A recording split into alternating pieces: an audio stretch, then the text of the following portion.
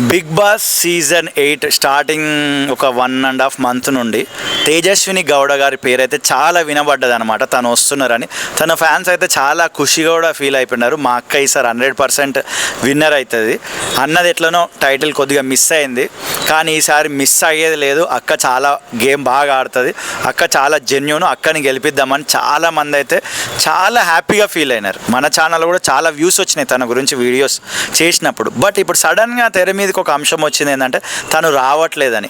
నాకైతే దీంట్లో ఏదో చిన్న స్ట్రాటజీ ఉందని అనిపిస్తుంది.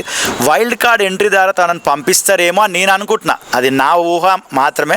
బట్ మేబీ తను వస్తారా రారా అనే దాని కొరకు మనం వెయిట్ చేయాల్సిందే.